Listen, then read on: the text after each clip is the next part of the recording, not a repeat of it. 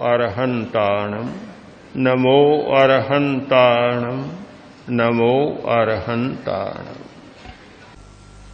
पहला वैराग्य का अभ्यास, दूसरा सामायिक का अभ्यास, समता का अभ्यास। इस क्रम में तीसरा होता है प्रसन्नता। जब हम वैराग्य का अभ्यास कर चुकते हैं और हमारे जीवन में वैराग्य घटित होने लग जाता है, समता हमारे जीवन में घटित होने लग जाती है, तो वैराग्य आया, समता आई, तो प्रसन्नता शुरू हो जाती है। प्रसन्नता, चित्त की निर्मलता। चित्त में वैराग्य का अंकुर फूटा, चित्त में समता का अंकुर फूटा और चित्त में प्रसन्नता का अंकुर फूटा। वैराग्य के बिना, समता के बिना प्रसन्न नहीं हो सकता। आप ठीक समझ लें, हर्ष एक बात है, प्रसन्न होना दूसरी बात है। धन मिला, बड़ा हर्ष हो गया। प्रिय वस्तु का योग मिला, बड़ा हर्ष हुआ। हर्ष हुआ, आप निश्चित माने हर्ष का दूसरा पहलू है शोक। जहां हर्ष होगा, दूसरे पहलू में शोक सामने झांक रहा है। एक ओर से हर्ष झांक रहा है तो दूसरी ओर में शोक झांक रहा है। दुनिया की एक घटना भी ऐसी आज तक इतिहास में घटित नहीं हुई कि जिस व्यक्ति ने हर्ष का अनुभव किया हो उसने शोक का अनुभव न किया हो। जिस व्यक्ति ने शोक का अनुभव किया हो उस व्यक्ति ने हर्ष का अनुभव न किया हो।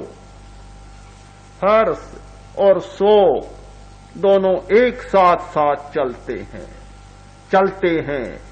एक चित्र उभर जाता है तब लगता है कि हर्ष है, वह जब नीचे जाता है दूसरा चित्र उभरता है तो लगता है कि शोक है।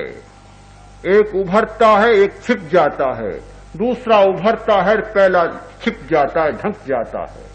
किंतु वास्तव में सच्चाई तक हम पहुंचे तो हर्ष और शोक के बीच में कोई दूरी नहीं है, कोई भेद रेखा नहीं। दोनों बिल्कुल एक ही सिक्के के पहलू हैं। प्रसन्नता हर्ष भी नहीं है और प्रसन्नता शोक भी नहीं है। प्रसन्नता है चित्त की निर्मलता। निर्मलता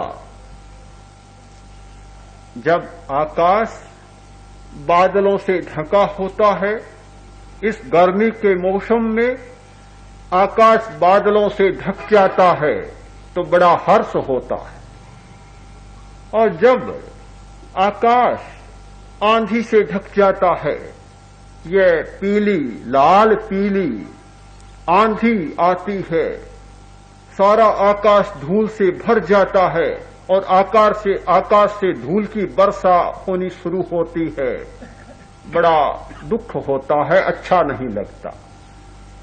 बादलों से भरा हुआ आकाश अच्छा लगता है और आंधी से भरा हुआ आकाश बुरा लगता है, दुखदायी लगता है।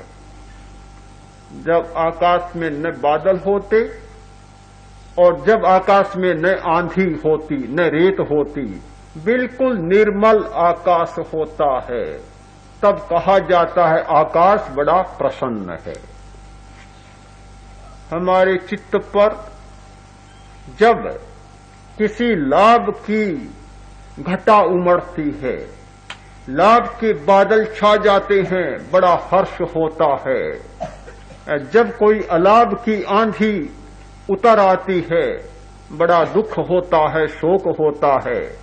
किंतु जब चित्त के आकाश पर न लाभ की घटा होती, बादल होते और न अलाभ की आंधी होती, उस स्थिति में चित्त प्रसन्न होता है, निर्मल होता है। वैराग्य से समता और समता से प्रसन्नता होती है। चित्त बड़ा निर्मल होता है और यह निर्मलता की घटना जब घट जाती है चित्त प्रसन्न बन जाता है, तब एकाग्रता सदती। चित्त एकाग्र होता है, पहले एकाग्र नहीं होता। एकाग्र नहीं होता, एकाग्र हो सकता है चित्त। एक निशाना साधने में क्या चित्त की एकाग्रता नहीं होती? नहीं होती क्या? एक शिकारी निशाना साधता है, कितना एकाग्र होता है। जब एक व्यक्ति किसी को ठगना चाहता है, ठग होता है, कितना एकाग्र होता है, इतना ध्यान केंद्रित कर देता है कि ये क्या करता है, कहां पैसा रखता है, कहां धन रखता है। इतनी एकाग्रता के साथ देखता है कि दूसरे आदमी शायद समझ ही नहीं पाते, नहीं समझ पाते। एकाग्र होना ही कोई बहुत अच्छी बात नहीं है, किंतु प्रसन्नता, समता और वैराग्य के कारण जो चैतन्य का अनुभव होता है, उस चैतन्य के अनुभव के प्रति एकाग्र होना अच्छी बात है, अच्छी बात है। वह एकाग्रता होती है तब हमें वास्तव में अपने भीतरी संपदाओं को पता चलता है। जब आदमी अपने को पहचान लेता है और इस पदार्थ जटिल युग में भीतर में जो कुछ भरा हुआ है उसके बीच में भी अपने चैतन्य को पहचान लेता है, पहचान लेता, सचमुच पहचान लेता। कोई ग्रामीण था, देहाती आदमी, केस चल रहा था कोर्ट में, वकील, विपक्षी का वकील खड़ा हुआ और पूछा देहाती से कि इतनी भैंसें थी, सैकड़ों भैंसें, उनमें से तुमने अपनी भैंस को कैसे पहचाना? जहां सैकड़ों सैकड़ों भैंसें थी, तुम्हें क्या पता कि ये मेरी भैंस है, कैसे पहचाना? उसने कहा इसमें क्या जटिल बात है, कोई कठिनाई नहीं। जैसे इतने वकील खड़े हैं, मैंने अपने वकील को पहचान लिया, वैसे इन भैंसों में से मैंने अपनी भैंस को पहचान लिया। कोई कठिनाई नहीं है मुझे।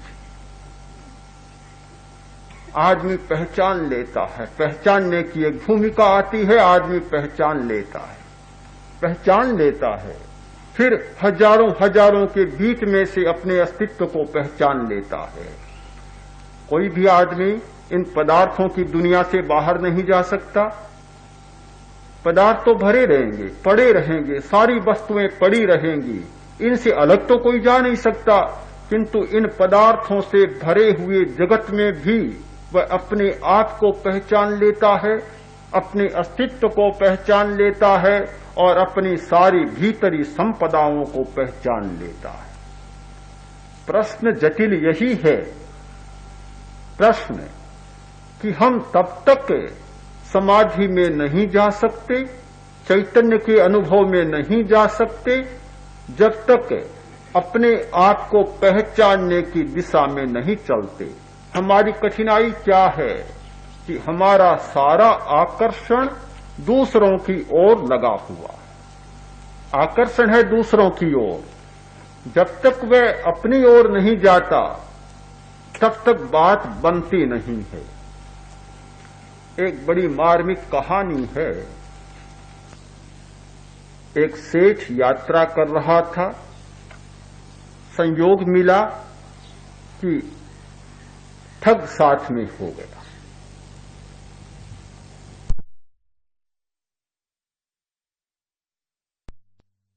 वहां सब कुछ साथ में हो सकते हैं, ठग साथ में हो गया, साथ पीछे पड़ गया। पता चला कि सेठ के पास बहुत कीमती सामान है, जवाहरात है, अंगूठी है हीरे की, बहुत कीमती है।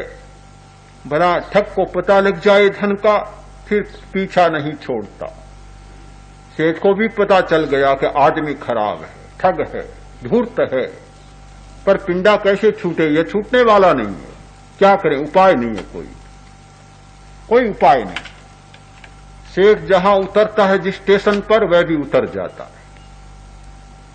उतर जाता है, जहां जाकर ठहरता है वहां ठहर जाता है, पीछा नहीं छोड़ता। शेष ने सोचा बुद्धि से काम लेना चाहिए, नहीं तो ठगा जाऊंगा। पानी पीने जाना, पानी पीने के लिए। तो शेष ने कहा भी पानी पीना है, तो ठीक है आप चले जाइए, मैं आपके सामान की रखवाली करूंगा, सुरक्षा करूंगा, आप चले जाएं। शेष ने कहा ठीक बात है, तुम जाओ और पता कराओ कि पानी कहां मिलता है, फिर मैं जाऊंगा। उसने सोचा बहुत अच्छी बात है, बहुत अच्छी बात है। चला गया खोज करने के लिए। इतने में शेठ ने अपना जो कीमती सामान था उसकी पोटली में बांध दिया। आया खोज कर कि वहां पानी मिलता, बहुत ठंडा पानी मिलता, अच्छा निर्मल साफ जल मिलता, आप पानी पी आए। शेठ गया, उसने सोचा अच्छा मौका मिला। शेठ का सारा सामान टटोला, सब कुछ खोला, देखा तो कुछ भी नहीं मिला। बोला हुआ क्या हुआ? बात बनी नहीं। मुझे संदेह नहीं, निश्चय है कि बड़ा सामान है कीमती इसके पास, पर कुछ भी नहीं मिला। हो सकता है साथ में ले गया। बड़ा धूर्त आदमी है वह भी। अब बोला धूर्त दूसरे को धूर्त कैसे नहीं मानेगा? हर आदमी एक दूसरे को धूर्त मान रहे हैं। अगर आदमी दूसरे को धूर्त न माने तो अपनी धूर्तता भी समाप्त हो जाए, किंतु दूसरे को धूर्त मानता, इसका मतलब कि अपनी धूर्तता को पनपने का मौका मिलता रहता है। शेठ पानी पीकर आ गया, बैठ गया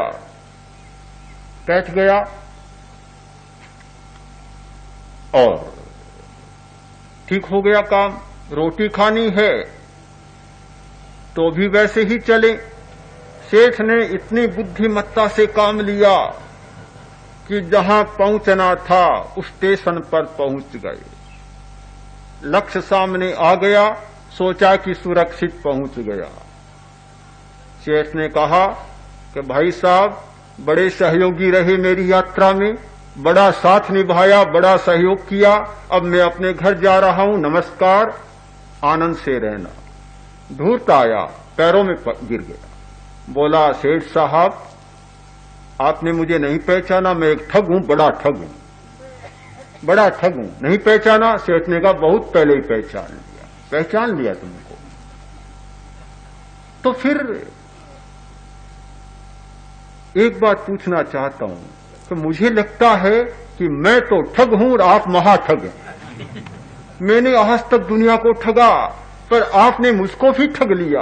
ये कैसे हुआ? बात समझ में नहीं आई। आपके पास इतना कीमती सामान, पर मैंने जब आपके सारे सामान को खोला, देखा, सारी गांठों को खोला, देखा, कहीं भी नहीं मिला।